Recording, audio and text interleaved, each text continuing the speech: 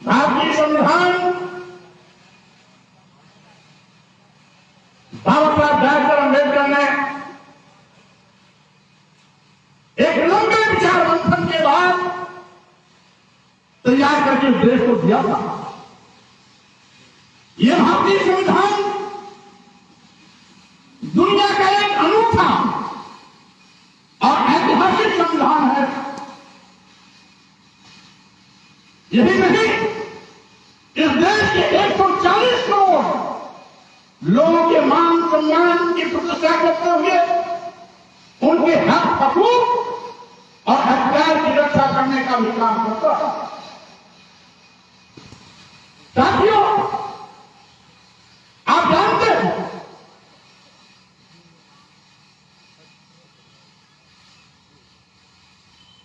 आज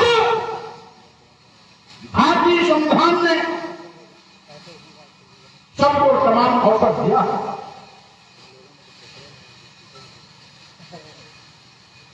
भारतीय संविधान की जो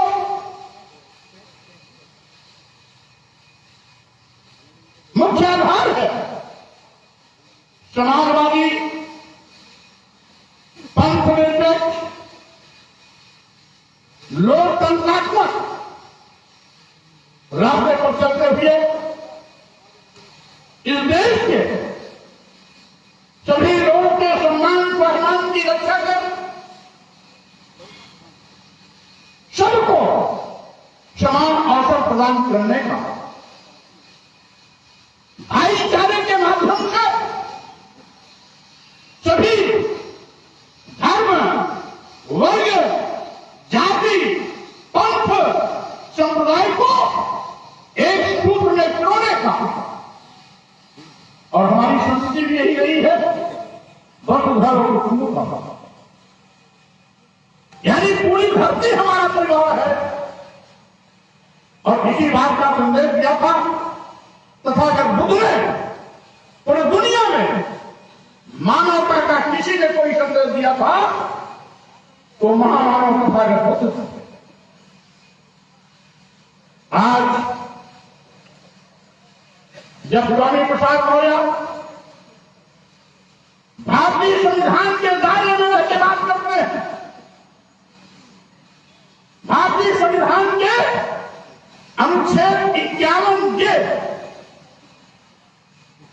अनुच्छेद 51 में स्पष्ट इस बात का उल्लेख है कि समाज में ढोंग, ढकोसला, पाखंड, आडंबर को खत्म कर लोगों को वैज्ञानिक सोच के साथ खड़ा करना है। और जब हम पाखंड पर हमला करते हैं, ढोंग ढकोसले पर हमला करते हैं, आडंबर पर हमला करते हैं, तो कुछ लोग धर्म की दुहाई देकर कहते हैं हमारी भावना आहत हो गई।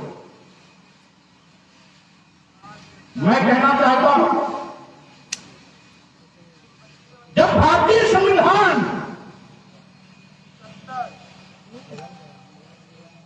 अनुच्छेद 14 में इस बात का उल्लेख करता है कि हम वर्ण, जाति, धर्म, लिंग और जन्म स्थान के आधार पर किसी के साथ भेदभाव नहीं कर सकते। अगर ये व्यवस्था है तो आज भी कुछ लोग हमें नीच कहने, अधम कहने, अपमानित करने और साथ ही साथ नीच से भी नीच कहे जाने की संज्ञा देकर बहुत गर्वान्वित होते हैं। और जब हम उनकी पीड़ा बोलते हैं कि भाई हम ही इंसान हैं, जिस तरीके से आपको सम्मान प्यारा है हमें भी सम्मान प्यारा है, जिस तरीके से आपको भूख और प्यास करती है हमें भी भूख प्यास करती है, आखिर ये कौन सा धर्म है जो अपने ही धर्म के लोगों को नीच कहे, अधम कहे, अपमानित करने की बात करे? और आपको याद हो, हमने जब इस बात उठाया था, अब जात सूचना शब्दों का प्रयोग करते, हमने यही कहा था, ये अपमानित करने वाले शब्द, गाली देने वाले शब्द, नीच कहने वाले शब्द, इसको संशोधित कर लिया जाए। तो कुछ लोगों ने कहा, मौर्य जी धर्म पर चोट कर रहे हैं, ये बड़ाधम तेरी तुम्हारा ऊपर के खिलाफ कोल करता रहा, यानी बड़ाधम नीच से नीच जाती, और जात का नाम भी ले लिया, तेरी तुम्हारे ऊपर के खिलाफ कोल करवा। सुबह वाल्मीकि भंगी हमारे भी अध्यक्ष मिले भी थे, तो इनको आप गाली दोगे कि अधम से कम जाती है, क्या ये धर्म है? एक आप नारा देते हो, पूजे न सूत्र गुण ज्ञान न प्रवीणा, यानी गुणी भी है, ज्ञानी भी है, ज्ञान में प्रवीण भी है, फिर भी अगर शूद्र है तो उसका सम्मान मत करना। क्या यह धर्म है? अगर यह धर्म नहीं है तो धर्म के ठेकेदारों को मैं कहना चाहता हूं, आप मुट्ठी भर चाहे 3 लोग की भावना बड़ी भावना हो जाती है, और 90-95% लोग जिनकी भावना पर आप चोट करते हैं, नीच कह करके, अधम कह करके, अपमानित करने की बात करके, क्या उनकी भावना नहीं है? क्या 90-95% लोगों की भावना नहीं है? अगर वो 95% लोगों की भावना है तो 3.5% लोगों की भावना 95% लोगों की भावना पर भारी नहीं पड़ सकती है। साथियों, जब भारतीय संविधान सबको बराबर समझता है, न कोई ऊंच है, न कोई नीच है, न कोई छोटा है, न कोई बड़ा है, सभी को समान रख सकता है, तो धर्म के नाम पर धंधा करने वाले लोग हमारा अपमान नहीं कर सकते। और इसीलिए मैं कहना चाहता हूं सर, मैं आपके सामने एक सवाल छोड़ रहा हूं। अभी हमारे एक बच्चा ने कहा, भाई राजेंद्र पाल गौतम जी ने कहा, किसी भी भगवान की मूर्ति कौन बनाता है? दलित बनाता है, पत्थर कट्टा बनाता है, पत्थर काटने वाला पत्थर कट्टा बनाता है। लेकिन जब वही मूर्ति मंदिर में चली जाती है तो पत्थर कट्टा का प्रवेश वर्जित है। आखिर क्यों भाई? जो हमें पैदा करता है, यानी पैदा कौन करता? माता पिता।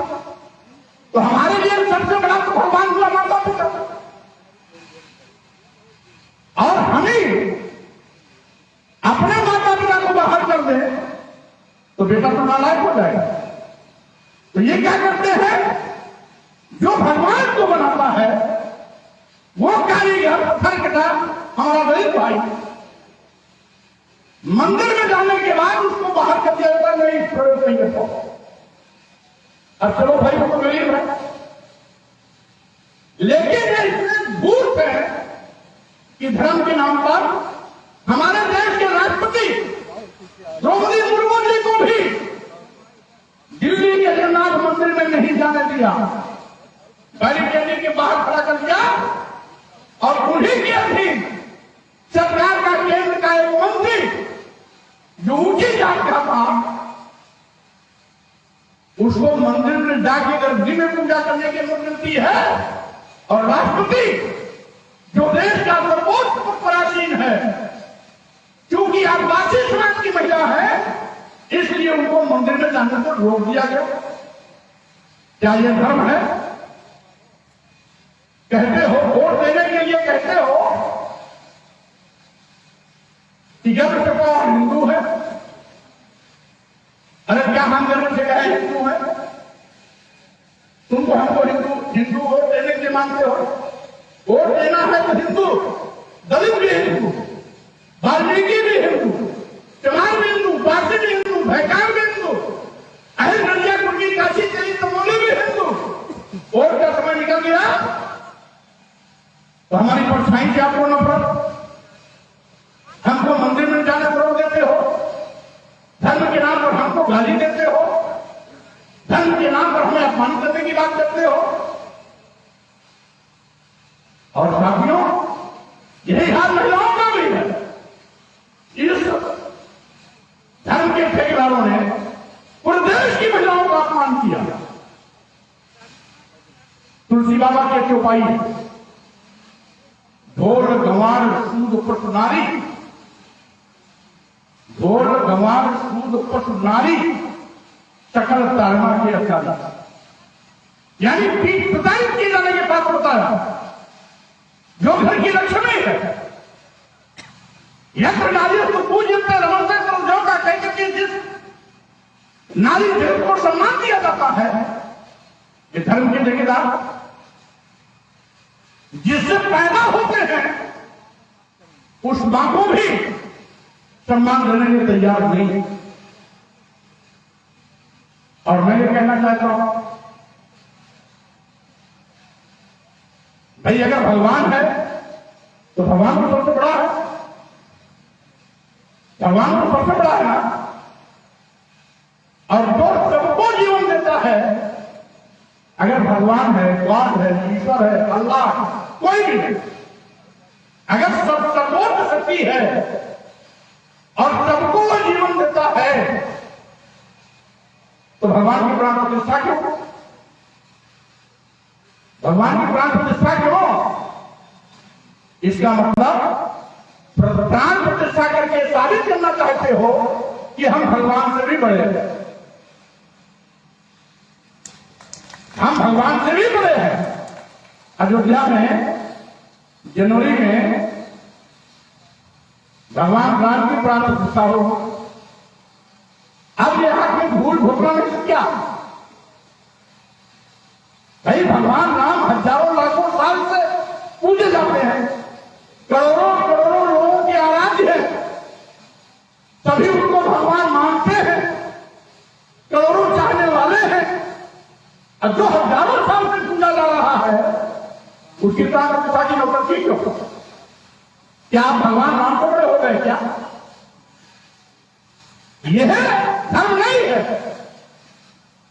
यह यहां के एक चतुर वर्ग के लोगों का यह धंधा है।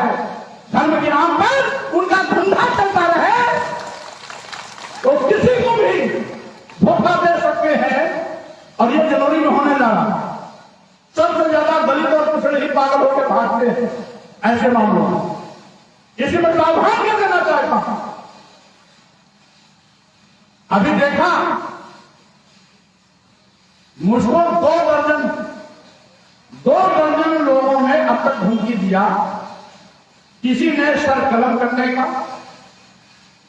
किसी ने गोली मारने का, किसी ने तलवार खरीद के लगा, कहा नहीं मैं इसे सिर काटूंगा, किसी ने जीभ काटने का, किसी ने हाथ काटने का, किसी ने नाक काटने का, किसी ने कान काटने का, किसी ने 51 करोड़ का इनाम रखा, किसी ने 25 करोड़ का इनाम रखा। और ये कौन लोग हैं? साधु संत धर्माचार्य के देश में वो खूंखार भेड़िए हैं जिनका आतंकवादी चेहरा सामने आया है। और ये मोदी कहां से बोल रहे हैं? ये 25 करोड़ 51 करोड़ देने वाले कौन है? जिनको तुम चढ़ावा चढ़ाते हो, जिनको तुम दान दक्षिणा देते हो, जिसको तुम मार पुआ खिलाते हो। अपने बेटे को महीने में भी घी नहीं दोगे, लेकिन आप यहां आ जाएंगे तो उनको घी एक कलछुल परोस दोगे। आप मुफ्त में बैठे बैठे जब उनके पास करोड़ों रुपया बिना कमाई किए आपके दान दक्षिणा से पैसा जा रहा है, तो वही पैसा बोल रहा है कि स्वामी प्रसाद मौर्य का जो काटेगा हम उसको 50 करोड़ देंगे, 51 करोड़ देंगे, 25 करोड़ देंगे। अगर आप चाहते हो कि स्वामी प्रसाद मौर्य का सिर काटने वालों की बोलती बंद हो जाए तो दान दक्षिणा देना, चढ़ावा देना बंद कर दो। अन्यथा जब स्वामी प्रसाद मौर्य का सिर काट सकते हैं तो गुरुओं का दारू समारोह मौरों का कभी नहीं काट सकते हैं। सावधान रहना। जो खून खराबे की बात करता है, जो आतंकवादी भाषा बोलता है, जो गोली मारने की बात करता है, जो सिर काटने की बात करता है, जीभ काटने की बात करता है, हाथ और कान में काटने की बात करता है, वो साधु नहीं हो सकता, वो संत नहीं हो सकता, वो धर्माचार्य नहीं हो सकता, वो पाखंडी है, वो आतंकवादी है। और गिरवे वक्त में छिपे हुए ऐसे भूखे भेड़िए हैं जो हमारे खून का सौदा करते हैं। ऐसे भूखे भेड़ियों से सावधान रहने की जरूरत है। और साथियों, मैं प्राण प्रतिष्ठा करने वालों को सलाह देता हूं, भगवान राम को करोड़ों के पूज्य हैं, वो खुद ही इतने महान हैं, बड़े हैं, उनकी प्राण प्रतिष्ठा क्या करते हो? अगर प्राण प्रतिष्ठा करना ही है तो आपके मठ में, आपके घर परिवार में जिसकी मौत होती है उस मुर्दा के अंदर प्राण प्रतिष्ठा कर दो, जिससे वो जिंदा हो जाए।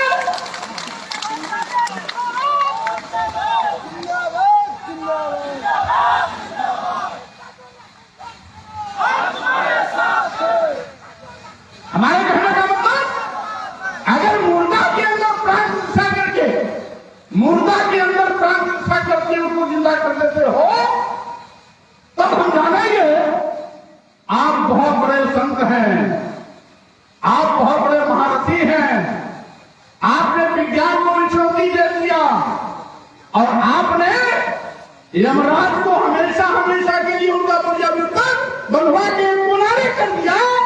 लेकिन ऐसा नहीं करोगे, क्योंकि प्राण प्रतिष्ठा को तुम्हारा नौटंकी है, दिखावा है, चलावा है। प्राण प्रतिष्ठा के माध्यम से देश भर के लोगों का, गरीबों का, किसानों का, मजदूरों का, दलितों का, बालियों का, पिछड़ों के गाढ़े कमाई को, पैसे को दान दक्षिणा और चढ़ावा के रूप में लेना। साथियों, मैं ये भी कहना चाहता हूं, जो लोग वोट लेने के लिए हमें हिंदू कहते हैं, उनका भी चेहरा समझ लो।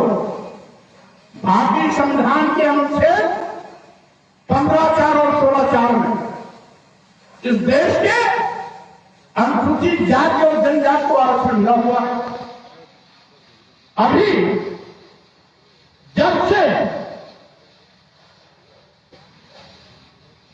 हमारे देश में डबल इंजन की सरकार का नारा देने वालों की सरकार आई, तब से यह संविधान की कसम खाने वाले प्रधानमंत्री और मुख्यमंत्री अनुसूचित जाति और अनुसूचित जनजाति का संविधान प्रदत्त आरक्षण खत्म कर रहे हैं। अभी जगह निकली लखनऊ यूनिवर्सिटी में, प्रोफेसर में एक भी पद आरक्षित नहीं, रीडर में एक भी पद आरक्षित नहीं, एसोसिएट प्रोफेसर में एक भी पद आरक्षित नहीं, असिस्टेंट प्रोफेसर में बैकवर्ड को 12% यानी 27% के बजाय मात्र 12% और शेड्यूल कास्ट को 21% के बजाय मात्र 8% और शेड्यूल ट्राइब को उसमें भी 0 कर दिया। यानी जो हमें हिंदू बना के वोट लेते हैं, बाबा लोग तो स्वामी प्रसाद मौर्य का संकलन कर रहे हैं। और ये बाबा के बाबा जो बैठे हैं मुख्यमंत्री और प्रधानमंत्री के रूप में, ये लोग देश के करोड़ों करोड़ों अनुसूचित जात, अनुसूचित जनजाति और पिछड़ों का आरक्षण कर उनका एक्शन करेंगे। आपको मैं कहना चाहता हूं, आज अभी दिल्ली हाईकोर्ट में तैयारी हुई, मैंने उसको भी देखा, वहां भी आरक्षण बोर्ड उत्तर प्रदेश की जितनी वैकेंसी निकलती है अनुसूचित जाति जनजाति और पिछड़ों का आरक्षण बोर्ड कहीं मिलता है तो कहीं 8%, कहीं 4%, कहीं 5%। अनारक्षित वर्ग को 70, 80%, 85%, 79% ईडब्ल्यूएस को लेकर के, और वो आरक्षित वर्ग के लोगों को जिनको कम से कम 50% आरक्षण तो मिलना ही मिलना चाहिए था, 27, 21 और 2 करके 49 में बन जाता है, वो भी खत्म। तो यह आरक्षण खत्म, यानी संविधान की ममता का कत्लेआम। आज हमारे माननीय प्रधानमंत्री जी कहते हैं हम भी पिछड़े हैं। कब? जब वोट देना होता इसको 2014 में उन्होंने कहा था एक पार्टी किसी नेता ने पर टिप्पणी करनी तो पूरे देश में चिल्ला चिल्ला के कहे कि एक पार्टी के नेता ने मुझको नीच कहा है क्योंकि मैं किसी जाति पैदा हुआ। अभी जब मध्य प्रदेश में, बिहार में जब वहां के मुख्यमंत्री नीतीश जी ने जाति जनगणना कराई और जाति जनगणना में ये उभर के आया कि वहां पर बैकवर्ड 73% है और उसकी चर्चा पूरे देश में चली, तो मोदी ने कहा भाई हम पिछड़े में यकीन नहीं करते,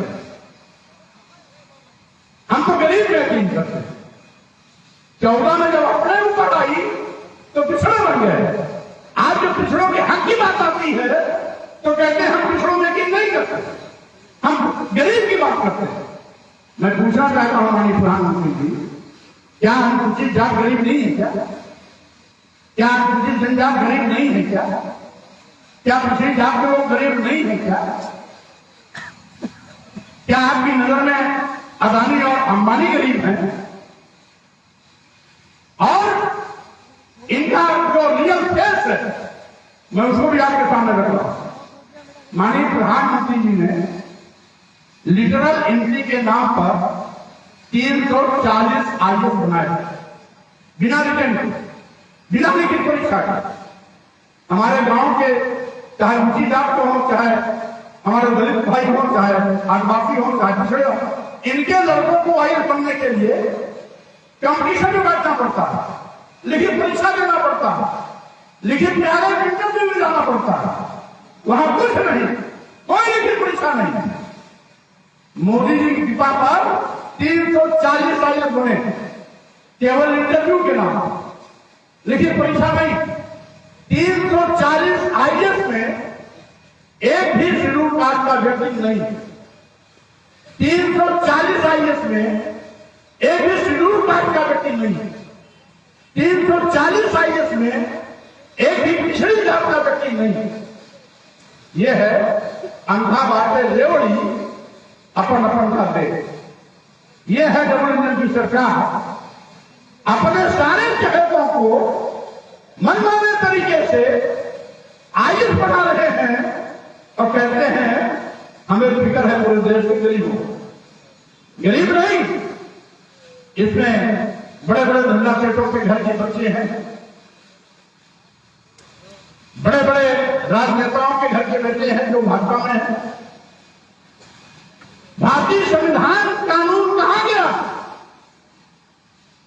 अरे कोई बात संशोधन करने की हो ईडब्ल्यूएस के लिए तुरंत संशोधन करके 24 घंटे में लागू कर दिया, हमें उसको कोई इतराज नहीं। लेकिन जिनको पहले से आरक्षण मिला हुआ है उनका आरक्षण पूरा करने का जो पाप किया जा रहा है, हम समझते हैं अनुसूचित जात जनजाति और पिछड़े वर्ग के लोग इसको गांठ बांधेंगे और जब भी मौका आता है तो इसका बदला जरूर लेने का काम करेंगे, इनको सबक सिखाने का काम करेंगे। और साथियों, मैं ये भी कहना चाहता हूं कि आज किसान ठगा महसूस किया था। गन्ना की पत्ती और पराली जलाने के लिए धड़ तैयार हो रहे हैं। अरे भाई, हम भी चाहते हैं पराली न जले, हम भी चाहते हैं प्रदूषण न हो। सरकार के पास एक कृषि विभाग है, और कृषि विभाग का एक पार्ट गन्ना विभाग भी है। हर जिले में गन्ना अधिकारी भी है, हर जिले में कृषि अधिकारी भी है, हर ब्लॉक में एडीओ एग्रीकल्चर भी है और एडीओ पंचायत भी है। आपने कृषि विभाग के लोगों ने, सरकार ने क्या कभी निर्देश दिया कि हर न्याय पंचायत स्तर पर गांव के किसानों को बुला करके उनको समझाया जाए इस पराली को, पुआल को या गन्ने की पत्ती को कैसे हम खाद के रूप में इस्तेमाल करें। आपने न उनको चेतावनी दिया, न उनको सजग सावधान किया, न विकल्प के रूप में कुछ बताया। सीधे एफआईआर। क्या किसान ही इतना कमजोर है? सीधा हमको एफआईआर हो रहा है। ये किसान देश को अपनी खून पसीने मेहनत से रोटी चलाने का काम करता है, और किसान पर ही सबसे ज्यादा आफत ये सरकार कहत आ रही है। अभी हमारे सरकार ने कहा कि स्वामीनाथन रिपोर्ट में किसानों को दुगनी लाभ दिलाने का निर्देश दिया गया। सरकार ने भी कहा था हम किसानों को दुगनी लाभ देंगे, लेकिन दूना लाभ न जाने दो। जब किसानों के खेत से पैदावार होती है तो सरकारी पैकेज गायब। बिचौलियों के माध्यम से उनको अपनी फसल बेचनी पड़ती है औने पौने दामों में। यही नहीं, आज छुट्टा जानवरों का आगत अलग से, फसल तैयार नहीं हुई, 100-200 के जानवर का झुंड आया चर के बराबर। अब तो छुट्टा जानवरों के नाते बड़े पैमाने पर दुर्घटनाएं हो रही हैं, जिसमें हर जिले में औसत एक मौत किसी न किसी की जरूर होती है। कहीं साड़ों के लंडे से चपेट में आने से, कहीं साड़ों से दुर्घटना होने में, कहीं जानवरों से टकरा जाने पर, मोटरसाइकिल के टक्कर लग जाने से किसी न किसी की मौत हर जिले में रोज हो रही है। इस पर प्रभावी नियंत्रण नहीं। आज सरकारी नौकरियां गायब हो गई। सरकारी नौकरी अगर गायब हो गई तो उसका नतीजा है आप देश का करोड़ों करोड़ नौजवान बेरोजगारी का दम झेल रहा है। आज सरकारी विभाग जिसमें नौजवानों को सरकारी नौकरियां मिलने की उम्मीदें थी, सरकार उसको बेच रही है। सारे देश के बंदरगाह भेज दिए गए, सभी एयरपोर्ट भेज दिए गए, एयर इंडिया भेज दिया गया, देश के सारे रेलवे स्टेशन भेज दिए गए, कई बड़ी ट्रेनें भी भेज दी हैं, LIC जैसी बड़ी संस्था कर दी गई। ये सभी संस्थान लाभ देते हैं और आज नौजवान दल ठोकरे खा रहा है। साथियों, आज संविधान का गला होकर जा रहा है, आसन खत्म किया जा रहा है। पसीमन हमने कहा जातवाद गणना कराइए, सब करा लीजिए। हम जो एक अनुसूचित जाति जनसंख्या जनजाति का तो अभी चल रहा है, 1872 से ये प्रपातित शुरू हुई, 1961 चली। अभी भी अनुसूचित जाति और जनजाति का तो हो रहा है, लेकिन अन्य का नहीं हो रहा। हम केवल किसी जाति की बात नहीं कर रहे हैं, हम सबकी बात कर रहे हैं। सबकी जातवाद गणना करा लीजिए, लेकिन जातवाद गणना करने से कतरा रहा है। उनको शंका है इस बात का कि बिहार में 73% पिछड़ी जाति के लोग आ गए, तो सर्वे में यहां भी 73, 74, 75% पिछड़े आ सकते हैं, इस डर से नहीं करा रहे हैं। और जो 52% का आंकड़ा है, ये 52% का आंकड़ा 1931 की आबादी के आधार पर है। उसमें जो पिछड़े घोषित किए गए थे, उनके आधार पर ये 52% है। और इन 52% घोषणा के बाद सैकड़ों जातियां पिछड़े में और शामिल की गई, जैसे जाट शामिल किया गया, गुजर शामिल किया गया, शैली शामिल किया गया, और साथ ही साथ सर्वहारा मुसलमान शामिल किया गया। सवर्ण की कुछ जातियां भी शामिल की गई, जैसे महापात्रा, गोसाई, भक्त, ये भी शामिल किए गए। तो ऐसे ऐसे तमाम जातियां शामिल की गई, और जो जातियां शामिल की गई वो इस शासन में शामिल नहीं है। लेकिन ये खतरा रहा। बराबर 24 में तो हम दिमाग के कर देंगे, तो कोई मिलकर के सारे विरोधी पार्टी के लोग मिलकर के 24 में हम आपकी विदाई कर देंगे। आप नहीं रहोगे, जब हम सरकार में आएंगे तो हम प्रतिबंध कराएंगे। लेकिन अगर एक बार आवाज उठी है तो ये आवाज कोई न कोई परिणाम ले गया है। इसलिए साथियों, क्योंकि आपका कार्यक्रम 11 बजे चल रहा है, दूर दूर जाना भी है।